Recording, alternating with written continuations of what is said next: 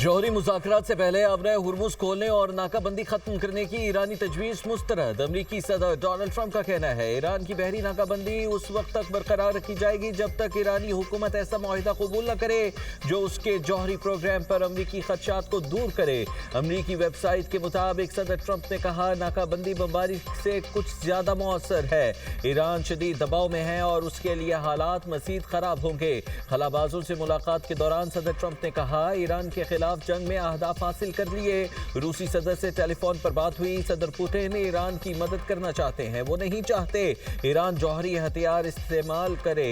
روسی صدر ایران کی یورینیم افزودگی کے معاملے پر فکر مند ہیں۔ ان سے کہا کہ پہلے آپ یوکرین جنگ ختم کریں۔ پوتن وکٹری ڈے پر جنگ بندی کا اعلان کریں گے۔ ڈونلڈ ٹرمپ نے دھمکانے کے لیے اے آئی جنریٹڈ تصویر کا سہارا لے لیا۔ ایران کو ڈیل نہ کرنے پر حملے کی دھمکی دے دی۔ سوشل میڈیا پوسٹ میں کہا مجھے مزید اچھا بننے کی ضرورت نہیں، ایران کو جلد سمجھداری کا مظاہرہ کرنا ہوگا۔ تہران نہیں جانتا غیر جوہری معاہدہ کیسے کرنا ہے، ایران اپنے معاملات ٹھیک نہیں کر سکتا۔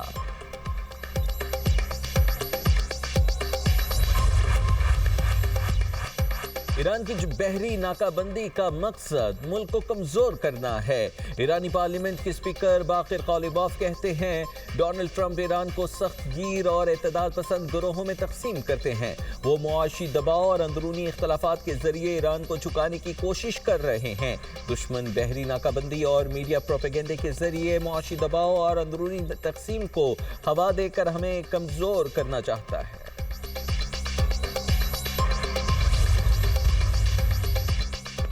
ایران جنگ پر اب تک $25 ارب کا امریکی خرچہ۔ پینٹاگون کے عہدیدار جولز ہسٹ کا کانگریس کی آرمڈ سروسز کمیٹی کے سامنے انکشاف۔ بریفنگ میں کہا رقم کا زیادہ تر حصہ اسلحہ اور گولہ بارود پر خرچ ہوا۔ پیٹ ہیگسٹ نے ایران جنگ کو امریکہ کی بقا کی جنگ قرار دے دیا۔ کہا صدر کی جانب سے $1.5 ٹریلین کے فوجی بجٹ کی درخواست سنگین صورتحال کی عکاس ہے۔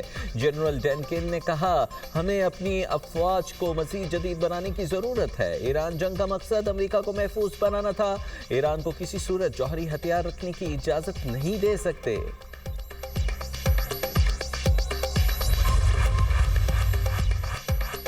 ڈیموکریٹ رکن کانگریس جان گار ایمنڈی نے ایران جنگ کی اسٹریٹجک سمت پر سوالات اٹھا دیے۔ کہا صدر ٹرمپ جنگ کی دلدل میں پھنس چکے ہیں۔ یہ جنگ امریکہ کے لیے سنگین خود ساختہ نقصان ہے۔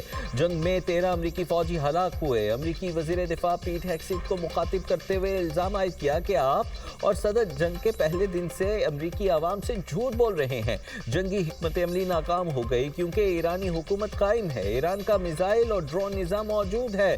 ایران کا چین، روس اور شمالی کوریا کے ساتھ تعاون مزید مضبوط ہوا ہے۔ ہگسٹ نے کہا کہ یہ غیر ذمہ دارانہ بیان ہے اور اس دعوے کو مسترد کیا کہ صدر ٹرمپ کسی دلدل میں پھنسے ہوئے ہیں۔ امریکی وزیر جنگ نے کہا اس طرح کے بیانات امریکہ کے دشمنوں کے لیے پروپیگنڈے کا سامان فراہم کرتے ہیں۔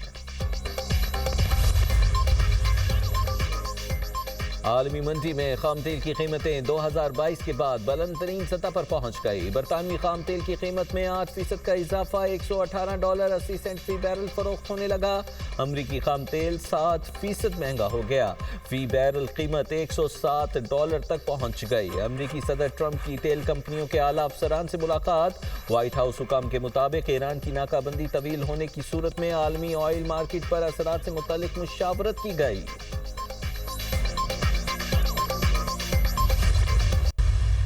بے پناہ کاوشیں کی گئیں پاکستان کی طرف سے، جس میں فیلڈ مارشل سید عاصم منیر اور اسحاق ڈار صاحب انہوں نے بہت کوشش کی۔ 11 اپریل کی رات جو بات چیت کا جو سلسلہ یہاں پر ہوا وہ 21 گھنٹے چلا۔ فارن منسٹر ایران کے وہ تشریف لائے اپنی ٹیم کے ذریعے، ان کے ساتھ پھر میراتھن سیشنز ہوئے، لیکن اس دوران خام تیل کی قیمتیں دوبارہ آسمان سے باتیں کر رہی ہیں۔ جمعہ ہے، اس دن پھر ہم نے نئی قیمتوں کا تعین کرنا ہے، تو یہ ایک چیلنجنگ صورتحال ہے۔ امن کے لیے کوششیں جاری رہیں گی۔ پاکستان کی کوششوں سے سیز فائر میں توسیع ہوئی۔ وزیر اعظم شہباز شریف کی کابینہ اجلاس میں گفتگو، کہا ہماری کوششوں کے مثبت نتائج سامنے آ رہے ہیں۔ فریقین میں ثالثی کی کوشش کی گئی۔ ساکھدار فیلڈ مارشل سید عاصم منیر نے خطے میں قیام امن کے لیے صدق دل سے بھرپور کاوشیں کی۔ 11 اپریل کو ایران امریکہ مذاکرات کا سیشن 21 گھنٹے چلا۔ دعا کو ہے جنگ جلد ختم اور امن قائم ہو۔ جنگ کے باعث ہماری معاشی ترقی کا سفر رک گیا، ہمارے سامنے مسائل کے پہاڑ کھڑے ہیں، مشکل وقت سے کامیابی کے ساتھ نکلیں گے۔ تیل کی قیمتوں کے حوالے سے چیلنجنگ صورتحال ہے، خام تیل کی قیمتیں پھر آسمان سے باتیں کر رہی ہیں۔ جمعے کو تیل کی قیمتوں کا دوبارہ تعین کرنا ہے۔ جنگ سے پہلے ہفتہ وار پیٹرولیم بل $300 ملین تھا، اب $800 ملین ہے۔ پاکستان نے $3.5 ارب کے بیرونی قرضے واپس کیے۔ معاشی چیلنجز سے نمٹنے کے لیے سعودی عرب کی قیادت کے مشکور ہے۔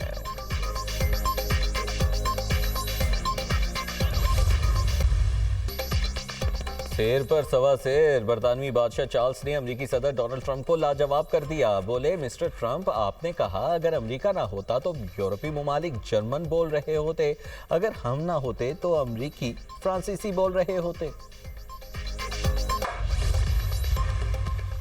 امریکہ کے خاص تعلقات برطانیہ کے ساتھ نہیں، اسرائیل کے ساتھ ہیں۔ برطانوی اخبار فائنینشل ٹائمز کی رپورٹ میں امریکہ میں برطانوی سفیر کرسچین ٹرنر کی آڈیو لیک ہونے کا انکشاف۔ آڈیو میں برطانوی سفیر نے کہا امریکہ اور برطانیہ کے درمیان تعاون جاری رہے گا، لیکن یہ تعلق اب پہلے جیسا نہیں۔ بدلتی ہوئی عالمی صورتحال کے مطابق امریکہ اب برطانیہ تعلق بھی نئی شکل اختیار کر رہا ہے۔ یورپ اب مکمل طور پر امریکہ کے سیکورٹی نظام پر انحصار نہیں کر سکتا۔ مغربی اتحادی ممالک کو اپنے تعلقات اور ذمہ داریوں کا سر نو جائزہ لینا ہوگا۔ برطانوی دفتر خارجہ نے امریکہ میں برطانوی سفیر کے لیک بیان پر رد عمل دیتے ہوئے کہا یہ سفیر کی ذاتی رائے اور خیالات ہیں، حکومتی پالیسی کی عکاس نہیں۔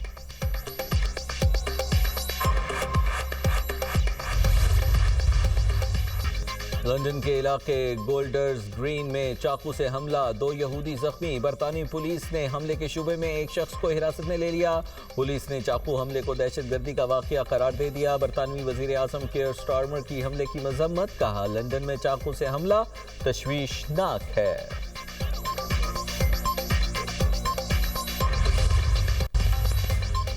وزیر خارجہ اسحاق ڈار سے سعودی سفیر نواف بن سعید المالکی کی ملاقات، خطے میں حالیہ پیش رفت پر تبادلہ خیال۔ اسحاق ڈار کا خطے میں امن کے لیے فریقین کے درمیان مکالمے کی اہمیت پر زور، پاکستان کی کوششوں پر سعودی عرب کی حمایت کا شکریہ۔ پاکستان اور سعودی عرب کے درمیان برادرانہ تعلقات اجاگر، اسحاق ڈار کی برطانوی وزیر خارجہ یوویٹ فوکر سے ٹیلی فونک گفتگو، رہنماؤں نے خطے کی بدلتی ہوئی صورتحال پر تبادلہ خیال کیا۔ برطانوی وزیر خارجہ نے خطے میں امن و استحکام کے لیے پاکستان کی کاوشوں کو سراہا۔ دونوں رہنماؤں نے قریبی رابطے میں رہنے پر اتفاق کیا۔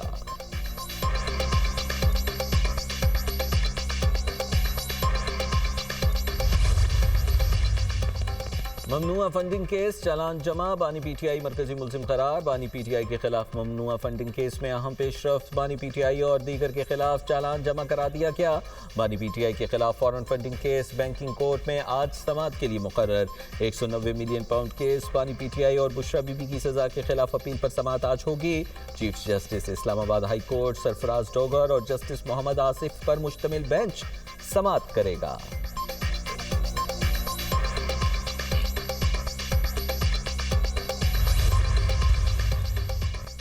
آزادی کے بعد مارکہ حق ہماری تاریخ کا روشن باب ہے۔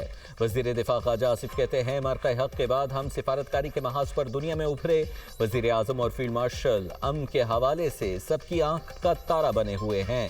پاکستان کی لیڈرشپ نے تاریخ ساز کردار ادا کیا۔ پی ٹی آئی کے اندر انتشار اتنا زیادہ ہے، باہر سے کسی کو دخل اندازی کرنے کی ضرورت ہی نہیں۔ پی ٹی آئی رہنما ٹی وی پر ایک دوسرے کے خلاف بیانات دیتے ہیں۔